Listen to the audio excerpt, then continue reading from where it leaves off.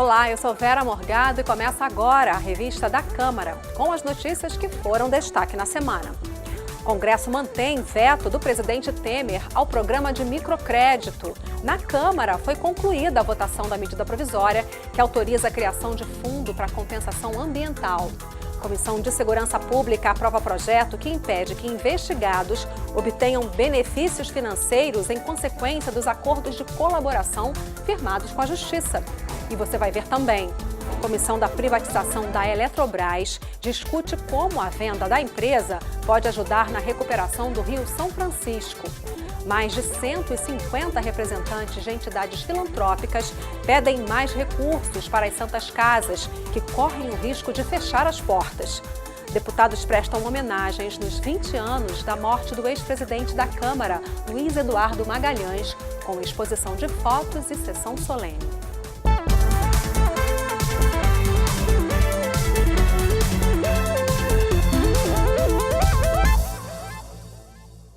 O plenário da Câmara concluiu a votação da medida provisória que autoriza o Instituto Chico Mendes, órgão vinculado ao Ministério do Meio Ambiente, a contratar sem licitação um banco público para criar e gerir um fundo formado pelos recursos arrecadados com a compensação ambiental.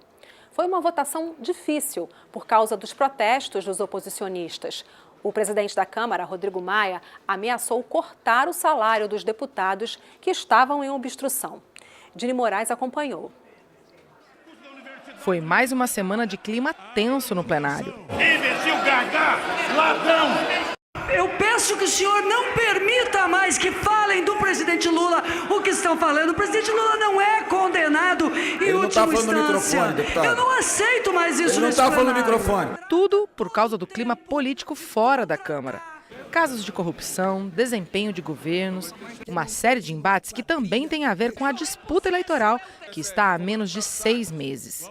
Partidos de oposição fizeram a terceira semana seguida de obstrução política, como forma de protesto contra a prisão do ex-presidente Lula. Nesse momento, fixaremos obstrução. PCdoB em obstrução. Vamos dar continuidade a esse trabalho, fazendo a obstrução. O presidente da Câmara enfrentou a tentativa de barrar as votações. Se a oposição quer fazer uma obstrução permanente, nós vamos reavaliar a questão de ordem sobre a obstrução, vai ter que ser marcada em cada votação, porque a obrigação de todos os 513 é estar no plenário. A minha flexibilidade tem um limite, e o limite é o respeito a essa instituição. Estamos, quando sustentamos a obstrução, impedindo que se votem matérias que, do nosso ponto de vista, não são de interesse público e de interesse do povo brasileiro. A oposição libera, mas sustenta que a obstrução é legítima. Em meio a esse clima, o plenário tinha o desafio de continuar uma votação iniciada na semana anterior. A da medida provisória que autoriza o Instituto Chico Mendes, o ICMBio, a selecionar sem licitação um banco público para gerenciar mais de R$1 bilhão vindo de compensações por danos ambientais. Primeiro é a criação do fundo privado, até porque não tinha como ser fundo público em função do congelamento de gastos aprovado aqui nessa casa, infelizmente. Segundo, a questão da contratação temporária. E, por fim, a questão da abertura dos parques. Acho que o senador Jorge Viana, como relator, ele colocou algo muito importante, que é a abertura dos parques nacionais para o turismo ecológico sustentável através das concessões. Esta medida provisória coloca recursos no Instituto Chico Mendes, que faz mal ao meio ambiente do Brasil, faz mal à Amazônia, portanto, conclamo a todos os parlamentares preocupados com o presente e futuro do Brasil, votar não a essa medida provisória. Foram necessários mais 2 dias para finalizar a votação desta medida provisória, que agora segue para o Senado. Na análise das mudanças pontuais no texto, foi excluída por acordo a obrigatoriedade de usar 60% do fundo em regularização fundiária. A oposição reclamava da contratação sem concurso público por até 3 anos, mas não conseguiu alterar esse ponto. Nós não podemos admitir essa possibilidade, e nesse caso aqui, de controle e combate de fontes poluidoras, imprevistas e que possam afetar a vida humana, a qualidade do ar e da água, nós não podemos concordar que nessa função, que é a função própria de analista ambiental, uma função que deverá ser exercida por servidor concursado, ela possa ser permitida a contratação. Aqui são funções de apoio que são importantes. Imagine se a gente fosse parar o país agora aguardando que fossem feitos novos concursos, enquanto a gente não está cuidando aqui de manejo, pesquisa de espécies ameaçadas, plano de ação nacional, o apoio a projetos de preservação. Apesar de não ter sido colocado em votação, permeou as discussões em plenário durante toda a semana o projeto que torna automática a inclusão de todos os brasileiros no cadastro positivo, que registra o histórico de pagamentos e crédito. Tá rolando muito dinheiro para votar uma porcaria dessa no Congresso Nacional. Deputado, eu peço que Vossa Excelência possa fazer essa denúncia à Corregedoria para que se possa investigar tanto a sua denúncia quanto as suas provas em relação a ela, por favor. Muito bem, presidente. Provas do quê? Provas do quê? O corregedor está aqui, deputado. Os deputados. Vossa Excelência não tem o direito. Vossa Excelência está acusando os deputados de receber dinheiro para votar essa pauta. Tá, sim. Já não é a primeira vez. Prove o que Vossa Excelência está O dizendo. corregedor, por favor, que ouça o deputado amanhã e que ele apresente as provas contra esse parlamento, contra cada um de nós nessa casa. Nós vamos até o final nisso, deputado. Apesar das tentativas de acordo, ainda há divergências para a votação das mudanças no cadastro positivo. Em sessão do Congresso, foram aprovados 3 projetos orçamentários, envolvendo cerca de 8 bilhões de reais. Um veto presidencial foi mantido, o que, na prática, retira o limite máximo de juros que podem ser cobrados em empréstimos para micro e pequenos empresários. Na Comissão de Segurança Pública e Combate ao Crime Organizado, foi aprovado um projeto alterando a lei que regula a delação premiada. O objetivo da mudança é impedir que investigados obtenham benefícios financeiros em consequência dos acordos de colaboração firmados com a Justiça.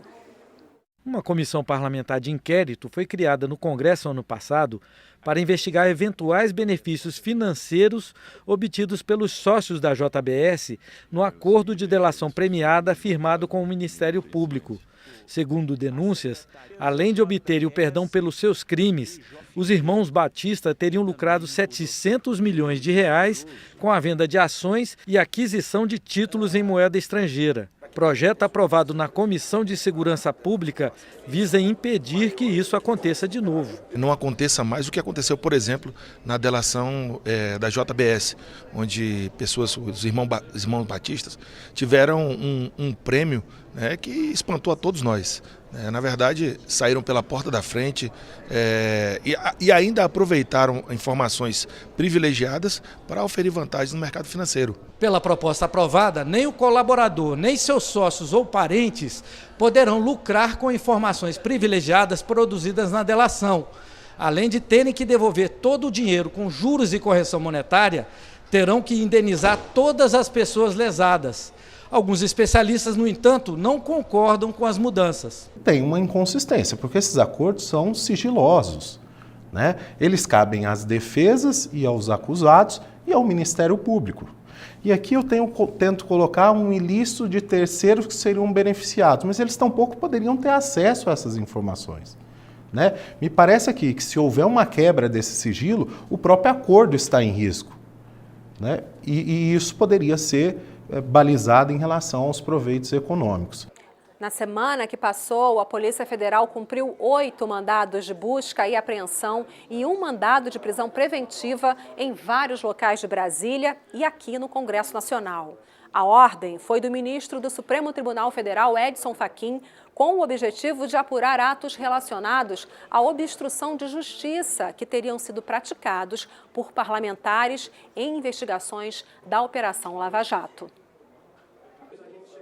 Operações de busca e apreensão foram realizadas no gabinete na Câmara e no apartamento funcional do deputado Eduardo da Fonte, do PP de Pernambuco. Foram levados documentos e discos rígidos de computador. Em nota, o parlamentar disse que está à disposição das autoridades e que confia na Justiça.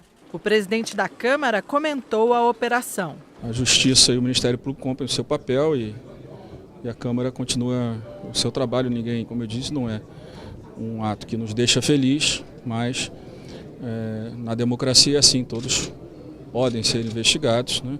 Que a gente espera que no final, né, o deputado Dudu tenha todas as condições de fazer sua defesa e mostrar que não tem responsabilidade pelo que há indício nesse momento para a investigação.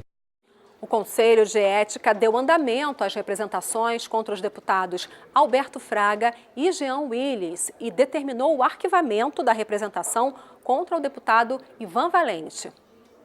O deputado Ivan Valente, do PSOL de São Paulo, foi acusado pelo PR de ofender o presidente Michel Temer durante discurso no plenário.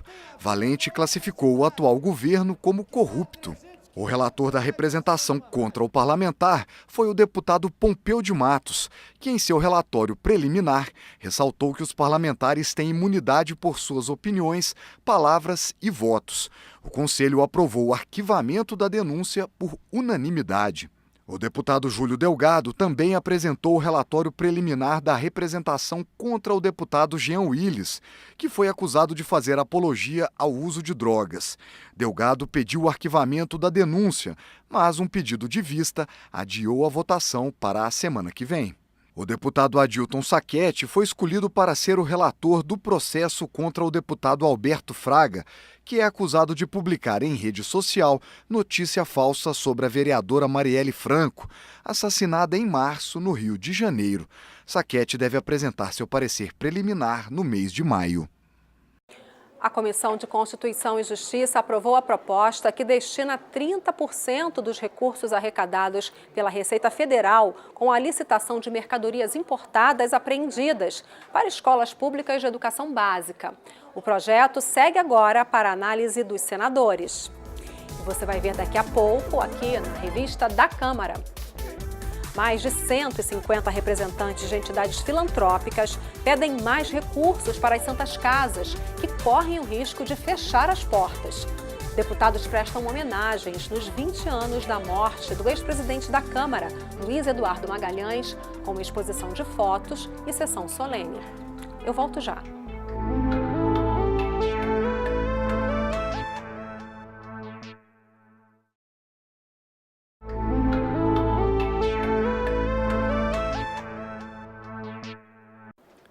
Na semana que passou, foi aprovado o relatório final da comissão externa que acompanhou a situação das obras do trecho Rio de Janeiro-Juiz de Fora da BR-040 e dos trechos Rio de Janeiro-São Paulo e além Paraíba-Teresópolis da BR-116. O parecer recomenda a licitação imediata para que novas empresas possam concluir as obras pendentes.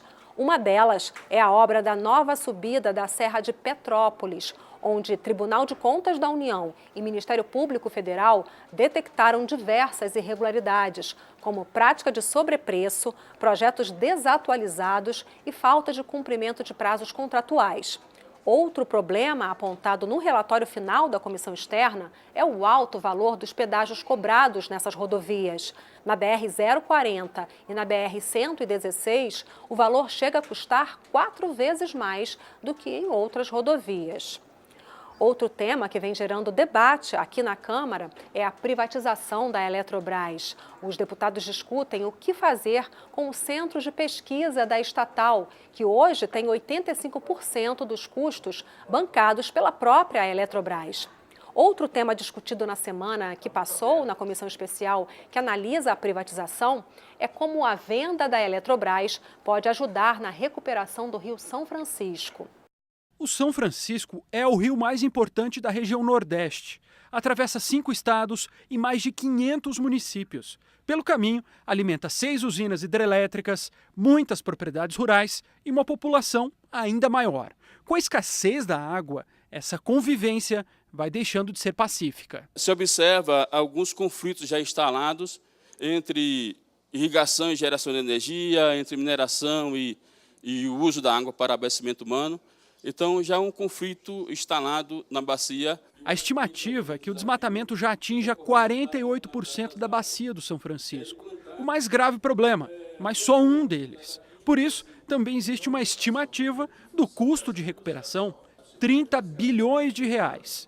Mas como fazer isso? A inspiração pode vir de Minas Gerais, do trabalho feito na recuperação do Rio Doce, pela Fundação Renova. Tem uma autonomia total administrativa, patrimonial, financeira e operacional. Quer dizer, não confundamos as empresas mantenedoras com a Fundação Renova. O deputado José Carlos Aleluia, relator do projeto, vê vantagens no modelo, que seria mais ágil e com menos interferência política. A questão é de onde virão os recursos. Qual é o grande negócio rentável do Rio? Gerar energia elétrica. Então, uma parte desse dinheiro, eu quero um fundo que deposite, que a Eletrobras seja obrigada a depositar 700 milhões por ano para a revitalização e desenvolvimento do Vale do São Francisco. Nesse ponto, a discussão técnica e política se misturam e se confundem.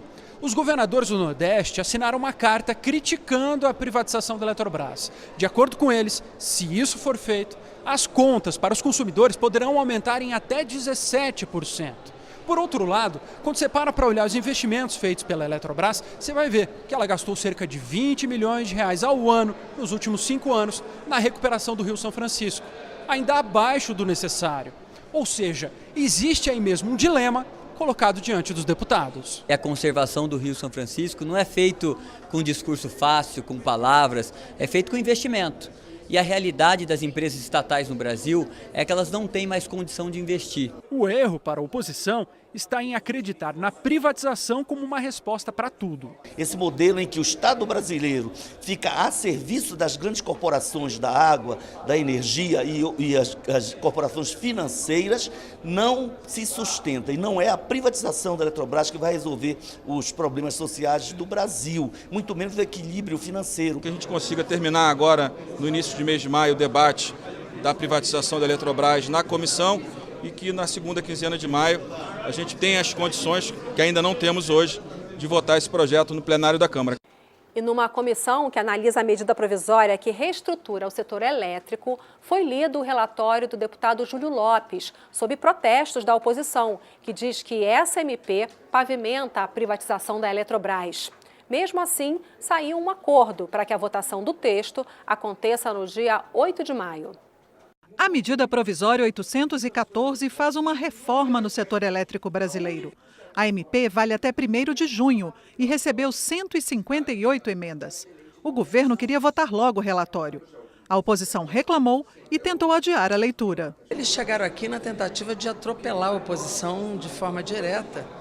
Com um relatório não conhecido, não publicado, violar o regimento da casa, quer dizer, o regimento comum, na tentativa de hoje apresentar um relatório de 27 artigos, 30 páginas, que muda completamente o foco da medida provisória original, que era só para a Amazônia. Governo e oposição acabaram fechando um acordo. Cumprimos o calendário, lemos o relatório, que será votado no dia 8, a partir das 9h30 da manhã. A oposição diz que a MP abre caminho para a privatização da Eletrobras e critica vários pontos do relatório. Nós vamos pegar as usinas que os brasileiros já construíram, vamos entregá-las para a iniciativa privada, para os setores que vão comprar, e eles vão cobrar o preço de mercado atual desta energia, como se estivessem construindo as usinas. Coisa que não foi feita, evidentemente. Então, isso vai encarecer a energia. Segunda coisa grave que tem no relatório, autoriza a compra de terras brasileiras por estrangeiros. O relator destacou que ouviu técnicos para chegar a uma solução para o setor elétrico. Esse relatório certamente dotará o sistema elétrico brasileiro de maior previsibilidade, confiabilidade e possibilidade de desenvolvimento. A medida provisória na versão do relator permite prorrogar por 30 anos as concessões de usinas do sistema Eletrobras que terminem até 2025. Uma parte do dinheiro obtido com as prorrogações vai ser usada para pagar dívidas de distribuidoras com a Petrobras. O texto prevê também uma compensação para o chamado risco hidrológico, quando as empresas têm de comprar energia mais cara para fornecer ao sistema. Elas seriam compensadas com a prorrogação do tempo da concessão. Para isso, teriam de desistir das ações que movem na justiça contra o governo por causa desses custos. Com parte dos recursos da partilha de petróleo que iriam para o Fundo Social, o relatório cria um fundo para financiar a expansão de gasodutos. Para incentivar a conclusão das obras de Angra 3, a proposta permite aumentar a tarifa da energia produzida pela usina até o padrão internacional. O relatório prevê ainda a publicação na internet das empresas de energia que recebem subsídios e dos cidadãos que pagam tarifa social mais barata. A MP também simplifica o sistema da tarifa social e limita o desconto àqueles que consomem até 80 kWh por mês. A MP prorroga ainda até 2022 o programa Luz para Todos, entre várias outras medidas. Outro tema debatido pelos deputados foi a situação difícil das santas casas no Brasil. Mais de 150 representantes de entidades filantrópicas estiveram aqui na Câmara para pedir a regulamentação de uma lei que garanta mais recursos para as santas casas, sob pena de terem de fechar as portas. Mais de 2.000 entidades filantrópicas fazem um atendimento público de saúde em todo o Brasil. Essas instituições realizam metade dos atendimentos públicos de saúde no país. Mas, com uma dívida de 21 bilhões de reais, as santas casas enfrentam fortes déficits de orçamento. Em reunião da Frente Parlamentar de Apoio às Santas Casas, Hospitais e Entidades Filantrópicas, representantes dessas entidades lembraram a importância das instituições. Quase 1.000 municípios só dispõem de uma Santa Casa, de um hospital filantrópico para se tratar. Portanto, é uma rede importante e uma rede que, além de ser geração de mais de 600 mil postos de trabalho. Além disto, é uma rede que está produzindo o mesmo serviço de 4 a 18 vezes mais barato e que produz hoje mais de 50% da assistência do SUS. Portanto, essa rede quebrar significa o caos do SUS. Os deputados da frente disseram que vão solicitar ao novo ministro da Saúde, Gilberto Ock, que melhore o incentivo financeiro dentro da tabela de procedimentos do SUS para os hospitais filantrópicos. O objetivo é injetar recursos diretamente nas entidades. Os mais de 150 representantes do setor que estiveram na reunião pediram a regulamentação de uma lei aprovada no ano passado que concede juros mais baixos no empréstimo para essas entidades. O deputado Antônio Brito, que é coordenador da Frente Parlamentar, explica que só a lei aprovada não é suficiente. Falta que a gente regulamente a lei aprovada aqui na casa. Sem isso, o recurso não chega aí e os hospitais filantrópicos continuam fechando. E pedimos mais, não é só financiamento que salva a Santa Casa, porque tomar dinheiro em banco não resolve o problema, nós sabemos disso. O que resolve o problema é dinheiro novo, reajuste ou pelo menos um valor que possa fazer com que as Santas Casas cheguem até o final do ano e evite fechamento com isso, desassistência ao Sistema Único de Saúde. O deputado Darcísio Peronde explicou que a lei aprovada em 2017 destinou recursos para as filantrópicas, mas o Congresso não incluiu esse dinheiro no orçamento da União. Ele garante que o presidente Michel Temer vai solucionar o impasse em breve. Um grupo de líderes foram lá ao Michel, ele disse: eu conhecia, vou resolver isso em 60 dias. Talvez seja pelo BNDES este ano, e o ano que vem entra no orçamento, ou um PLN, um dinheiro, aí tem que ver onde tem esses 200 milhões. Na semana que passou, os deputados prestaram homenagem póstuma ao ex-presidente da Câmara, Luiz Eduardo Magalhães, com exposição de fotos e sessão solene. Luiz Eduardo morreu em 1998 em consequência de um infarto fulminante, aos 43 anos de idade, no auge da carreira pública.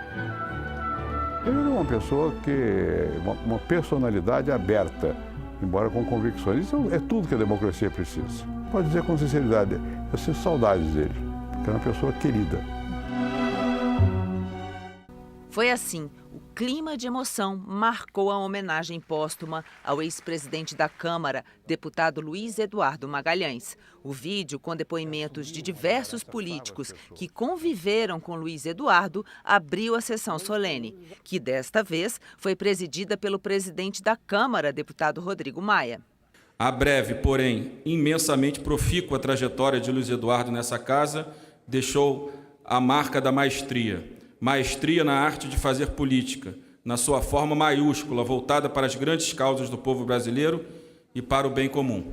A família de Luiz Eduardo veio à Câmara acompanhar a sessão solene. Antônio Carlos Magalhães Neto, sobrinho de Luiz Eduardo e ex-deputado federal, lembrou o legado do tio. Mais do que nunca, no Brasil hoje, nós precisamos de homens públicos, de parlamentares, de políticos atuando no executivo em todas as esferas, que ajam com espírito público, que tenham bom senso, que pratiquem o diálogo, que tenham visão de futuro, mas, sobretudo, que tenham compromisso com a palavra. Essa postura de Luiz Eduardo Magalhães fazia com que ele fosse respeitado também pelos deputados de partidos que eram da oposição na época. Estou aqui em nome da bancada do PT para dizer que Luiz Eduardo garantiu a democracia interna, defendeu posições, nós éramos contrários, mas ele de fato marcou a sua gestão, a sua passagem, eu não tinha uma amizade próxima com ele, por atitudes de quem tem coragem. Portanto, eu acho que a melhor homenagem na vida pública é você respeitar o adversário, reconhecer qualidade e ressaltar aquilo que tem de melhor, que eu busco fazer nesse momento. Luiz Eduardo Magalhães presidiu a Câmara dos Deputados durante o governo de Fernando Henrique Cardoso, entre os anos de 1995 e 1997. Foi deputado constituinte em 1988 e exerceu 3 mandatos consecutivos como deputado federal. Trajetória que também foi lembrada com uma exposição de fotografias. Luiz Eduardo, 20 anos depois. Você pode rever a revista da Câmara na nossa programação e também pela internet. O endereço é youtube.com/Câmara dos Deputados Oficial, tudo junto. Muito obrigada pela sua companhia. Tchau!